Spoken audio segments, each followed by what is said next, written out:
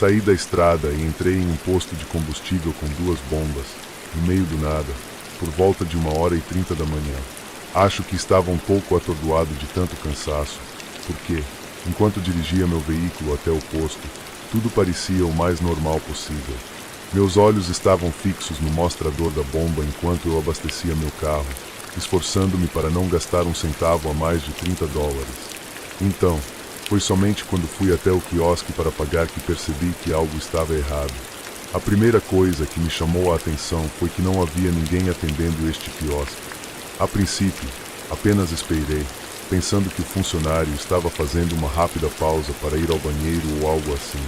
Mas então, quando comecei a olhar ao redor, percebi que o motorista do carro na bomba à minha frente não estava em lugar nenhum. Eles não estavam no carro e não estavam dentro da loja de conveniência. Meu primeiro pensamento foi que o motorista e o frentista deviam estar na parte de trás da loja. Acredito que tive um arrepio momentâneo, pensando que poderia ter interrompido um assalto ou algo assim. E, de repente, fiquei muito hesitante em bater no vidro ou chamar o serviço.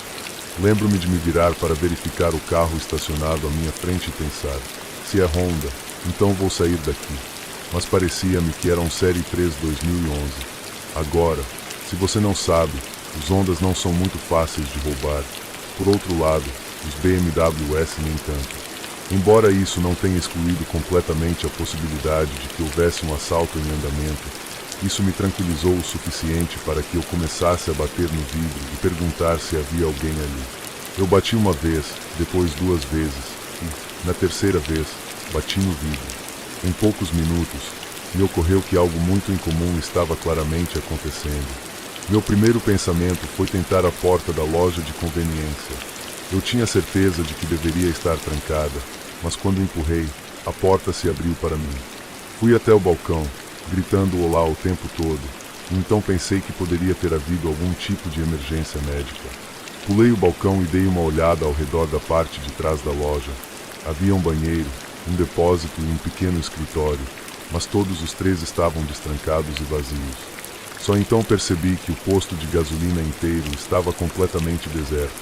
Verifiquei atrás só para ter certeza, mas imaginei que não haveria ninguém lá, e então, quando tive 100% de certeza, algo seriamente estranho estava acontecendo. Peguei meu telefone e me preparei para discar 911. Eu ainda não tinha 100% de certeza do que fazer, então gritei alô novamente, mas muito mais alto.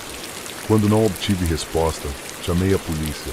Eu poderia dizer que, a princípio, o despachante pensou que eu era apenas um cliente idiota que estava bravo porque meu frentista não estava lá quando precisei.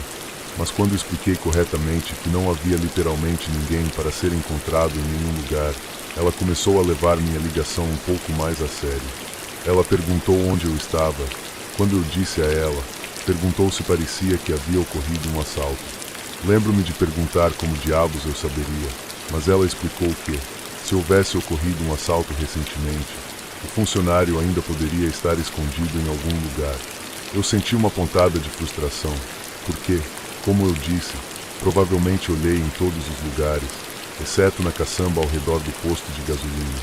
Enquanto estava voltando de verificar a estrada em busca de sinais de vida, passei por ela quando o pensamento de abri-la surgiu na minha cabeça. Eu queria ser capaz de dizer ao despachante, eu até verifiquei a lixeira da estação. Definitivamente não tem ninguém aqui, senhora. Mas quando abri a lixeira, lá estavam eles. Eu só tive um vislumbre do que tinha dentro antes de eu abaixar a tampa daquela lixeira e recuar como se a coisa fosse radioativa. Mas um vislumbre foi o suficiente para mim. Havia 2 corpos lá dentro, todos curvados e com roupas escuras. Um deles quase certamente estava usando um uniforme de posto de gasolina. Lembro-me de dizer algo como, ó Jesus, meu Deus, afastando-me do dumpster em estado de choque total, com o despachante no meu ouvido. Senhor, Senhor, me diga o que está acontecendo. Eu disse a ela, eles estão no dumpster, Jesus Cristo, eles estão no maldito dumpster. Os policiais chegaram em cerca de 10 a 15 minutos, e então eu corri para perto da estrada para vomitar todo o conteúdo do meu estômago. Eu me lembrei daquela coisa sobre preservar a integridade das cenas de crime. Então, em pânico selvagem, Eu realmente vomitei enquanto corria e tive que segurar o vômito na boca por alguns segundos antes de vomitar ainda mais perto da estrada. Depois disso, eu apenas andei para frente e para trás, batendo meu vape, até que vi um carro de polícia vindo em minha direção pela rodovia.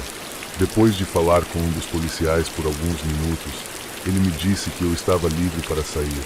Pesquisei tudo online na primeira oportunidade que tive depois, mas embora eu tenha encontrado um monte de histórias sobre um membro do público encontrando alguns corpos em um posto de gasolina, não havia nada que explicasse como ou por que aquelas duas pessoas foram mortas. Desde então, sempre fui extremamente cuidadoso ao dirigir à noite, tanto no sentido de ficar de olho no meu medidor de combustível e tentar evitar qualquer parada noturna, mas também se um posto de gasolina parece um pouco quieto demais, eu vou evitar tudo e ir direto para o próximo. Eu costumava trabalhar à noite em um posto de gasolina chamado North Star Mar, perto de um lugar chamado Foster, na zona rural da Virgínia. Eu costumava dirigir de Blair para chegar lá por volta das 22 horas e então trabalhar a noite toda até às 6 horas da manhã, quando meu chefe, chamado Jude, vinha me substituir. Jude morava bem ao lado do posto de gasolina, em uma casa grande e velha que ele dizia ter construído sozinho. Não havia como ele ter construído tudo isso sozinho, mas ele era legal demais para eu chamar a atenção para isso, então deixei para lá. Ele também era um ótimo chefe. Quero dizer, do fundo do meu coração, poucas pessoas podem dizer que tiveram um chefe que fez quase tudo para mantê-los seguros, mas eu posso. Às vezes, me sinto um pouco culpado por não ir lá para visitá-lo mais, mas não gosto de dirigir por Foster, não gosto de ir a qualquer lugar perto do lugar, e no final da história, eu acho que você vai entender por quê. Eu trabalhei no North Star por 9 meses e 3 semanas, trabalhando de 2 a 5 noites por semana, dependendo de quão ocupado eu estava na escola. Nenhum cliente durante todo o tempo que trabalhei lá me deu um único problema. Foi um dos melhores empregos que já tive. Tinha, a esse respeito, que era sempre um pouco mais movimentado nos fins de semana, mas durante as noites da semana, eu às vezes atendia apenas 2 ou 3 clientes por noite e passava o resto do meu tempo assistindo a filmes no meu iPod, quando isso era algo revolucionário. O Jude era muito tranquilo, assim, ele não me dava um monte de tarefas de limpeza e nem me dava nenhum trabalho burocrático, na verdade, e ele só tinha uma regra: se alguém aparecesse tarde da noite agindo de forma estranha, de qualquer maneira, eu deveria ligar para ele imediatamente. Não importava se a ligação acordasse ele e sua esposa dos sonhos mais doces que eles já tiveram. Se alguém estava agindo de forma esquisita, Jude queria saber sobre isso. Eu imaginei que era justo o suficiente. O posto de gasolina era a vida inteira de Jude, era seu plano de aposentadoria. Então se isso acontecesse em chamas, bem, você vê onde quero chegar com isso. Embora parecesse um pouco emasculante, como se eu sentisse que poderia cuidar da estação sozinho, concordei em ligar para Jude toda vez que houvesse algum distúrbio. Quando ele me contou pela primeira vez sobre sua pequena regra de ouro, eu estaria mentindo se dissesse que isso não me deixou nem um pouco nervoso. Acho que sugeriu que havia muitas pessoas estranhas que passavam pelo posto de gasolina à noite. Mas isso não poderia estar mais longe da verdade. Como eu disse, 9 meses inteiros e nenhuma ocorrência de comportamento estranho ou perturbador. E então, uma noite, aconteceu. Eu estava no escritório, uma noite, dividindo minha atenção entre monitores de segurança e a cópia de The Dark Knight Rises, quando de repente vi uma figura solitária se aproximando do posto de gasolina. Tínhamos 3 câmeras, uma de frente para as bombas, uma de frente para a entrada da loja e uma terceira que me permitiu observar o interior da loja do escritório dos fundos. Posso ver o cara caminhando em direção à loja, passando pelas bombas e então entrando na visão da segunda câmera, mas então, em vez de entrar na loja como literalmente todo mundo, ele para do lado de fora da porta. Ele está bem na visão da segunda câmera, então estou olhando de perto e ele parecia um tipo de pai perfeitamente normal da zona rural da Virgínia. Ele parecia que tinha botas de trabalho, jeans desbotados e um boné de beisebol com algum tipo de logotipo de caça ou pesca. Literalmente, o cara de aparência mais normal que poderia existir. Ele parou e ficou ali na frente da câmera, sem mover um músculo. Não tão assustador quanto gritar como uma banshee, mas ainda assim estranho. Imaginei que ele fosse, não sei, tirando um momento para pensar ou algo assim. Mas então, enquanto estou observando, sua cabeça começa a se mover lentamente, virando seu pescoço até que ele esteja olhando para a lente da câmera. Eu sei que era apenas uma ilusão, mas parecia que estava olhando diretamente para mim e essa foi, facilmente, uma das sensações mais enervantes que já experimentei. Uma vez que o comportamento do cara atingiu um nível preocupante de estranho, peguei o telefone e liguei para Judy. Eu nem me senti castrado fazendo isso também. Seja qual for o problema daquele cara, não era metanfetamina, era algo muito mais assustador do que isso. Judy atendeu o telefone. Mais uma vez, ele me pediu para descrever a pessoa agindo de forma estranha. Comecei a descrever o cara e então, na próxima coisa, Judy bateu o telefone. Eu olho de volta para a tela e o cara desapareceu de vista, mas ele também não estava na loja. Onde diabos ele se foi? Mas ao mesmo tempo também estou pensando, por que Judy simplesmente bateu o telefone na minha cara?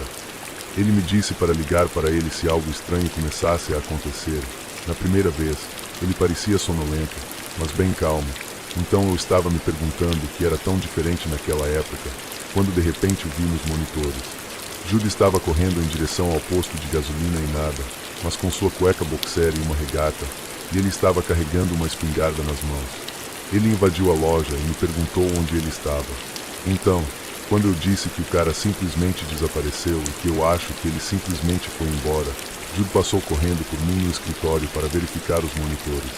Eu também estou surtando, porque para que diabos ele está carregando essa espingarda? Mas não importa quantas vezes eu pergunte a ele o que está acontecendo, ele continua me silenciando dizendo que precisava se concentrar enquanto corria de volta para a filmagem de segurança para dar uma olhada no rosto do cara. Eu o observei rebobinando a filmagem até que ele finalmente encontrou o que estava procurando. Quando ele encontrou, eu observei Judy ficar completamente pálido.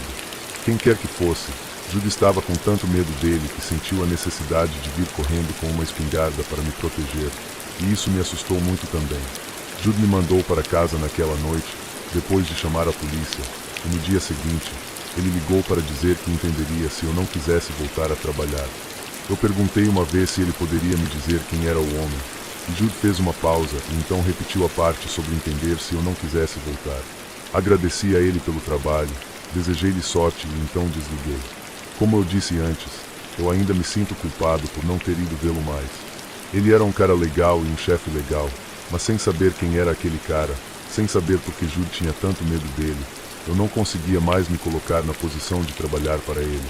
Eu não queria morrer por um emprego idiota em um posto de gasolina, não importa o quão legal meu chefe fosse, e se houvesse um cara por aí que assustasse um dos filhos da mãe mais durões que eu já conheci, então que chance teria, caramba.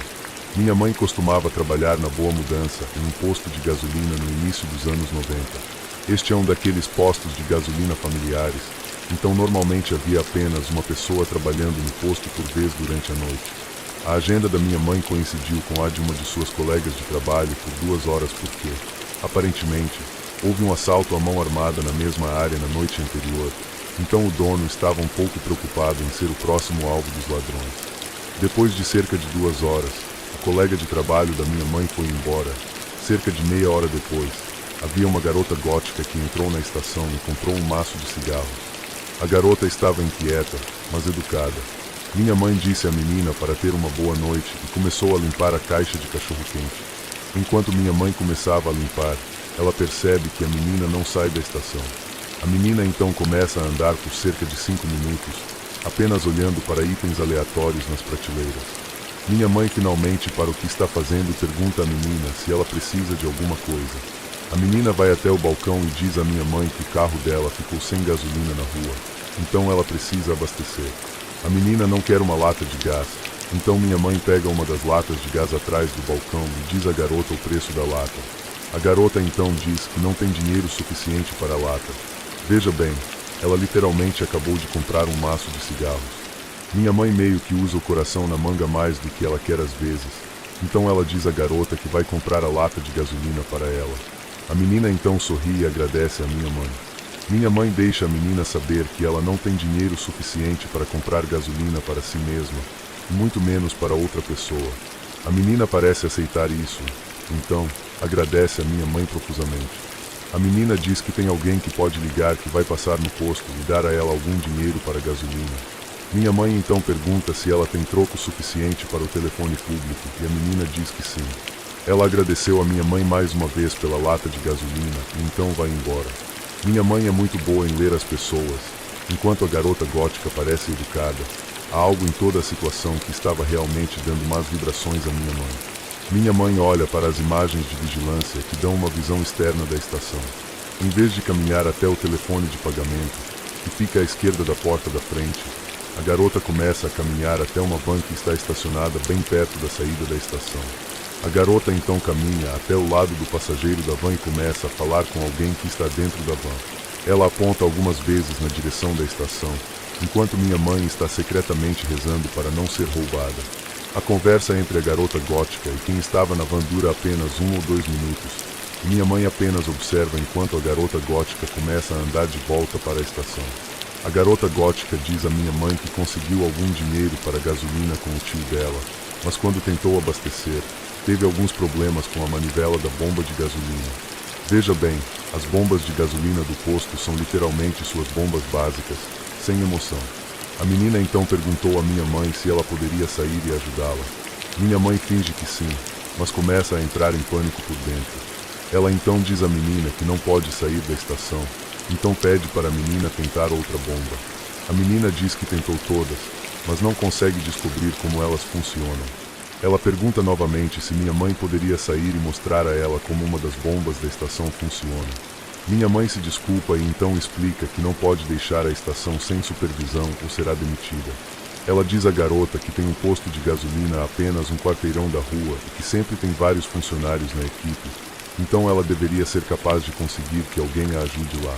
A menina começa a choramingar e soltar um tipo de rosnado realmente assustador. Então dá o sorriso mais falso que consegue e diz à minha mãe que só vai ficar fora por 1 minuto e que realmente precisa da ajuda dela agora. Quando ela disse que realmente precisava da ajuda dela, seus dentes estavam cerrados e ela começou a pisar para cima e para baixo como uma garotinha gótica fazendo beicinho. Então começou a respirar animadamente como se fosse um animal, coelho ou algo assim. Nesse ponto, minha mãe então deixa de lado todas as pretensões de ser legal, dá à garota o que ela chama de seu sorriso frio de underline e então diz: "Isso, a propósito, eu vi você conversando com seus amigos lá fora e eu já chamei a polícia e dei a eles o número da placa do seu amigo. Eles devem estar aqui em apenas 1 minuto. Eles são tão rápidos nesta cidade."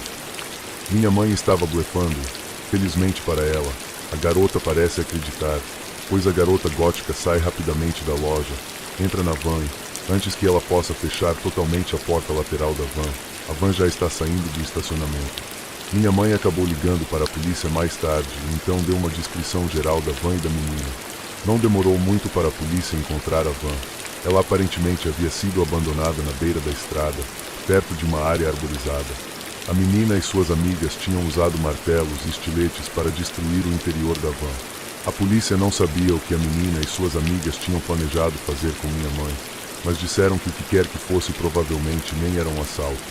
Minha mãe acabou entregando seu 2 e observou que logo depois que isso aconteceu. O conselho da minha mãe para qualquer um que esteja ouvindo essa história é sempre confiar em seus instintos. Eles podem salvar sua vida um dia. Então, isso foi no começo deste ano. Eu me mudei para uma cidade diferente e finalmente estava estabelecido.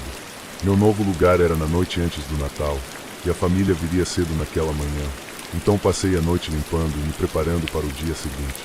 Estava tudo bem, eu estava de bom humor e me arrastei para a cama. Era a primeira vez que eu estava hospedando o Natal, então eu estava um pouco ansioso e tonto para adormecer. Eu sabia que deveria dormir logo, mas estava bem acordado, então fiquei um pouco no meu celular e passei o tempo. Eram umas 22 horas ou algo assim, mas de repente estou no carro com meu marido na estrada e ele está apontando para algo no céu, gritando freneticamente: "O que é isso?" E a próxima coisa que sei é que estou grogue e acordando, e há luzes ao meu redor e uma sombra escura. Parece que há dedos pressionando minhas têmporas e algo está na minha cabeça. Eu me lembro vividamente daquela sensação de pavor e pensando: "Oh não, de novo não." Eu me sinto grogue, mas consegui resmungar e levantar meu braço, que estava pesado, e tentei dizer: "Eu estava acordado." Então fechei meus olhos e queria que acabasse logo, e lembro de pensar: "Espero que isso não dure muito." De repente, a escuridão e eu acordo de repente. Estou encharcado de suor, há 2 pontos na minha testa que estão latejando de dor. Estou no meu quarto novamente e tudo está como eu deixei. A TV está ligada, meu telefone está na minha mão e eu estou pensando: Cara, isso foi um sonho estranho. De repente, há um barulho alto e a energia se desliga, me deixando no escuro.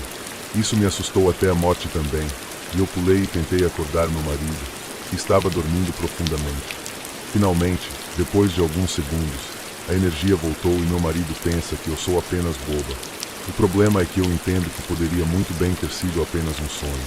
Não é impossível, eu suponho, mas não sou muito sonhadora. Se sou, eles não são tão vívidos. Este parecia tão real, mas por que e por que alienígenas, de todas as coisas? Eu gosto mais de histórias fantasmagóricas do Stu. Então eu não li ou pesquisei muito sobre OVNIs e me lembro da sensação física de pavor de que isso estava acontecendo de novo.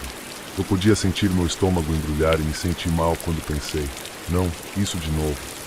Mas o estranho é que não me lembro de quaisquer outros sonhos ou experiências como essa. É tão aleatório.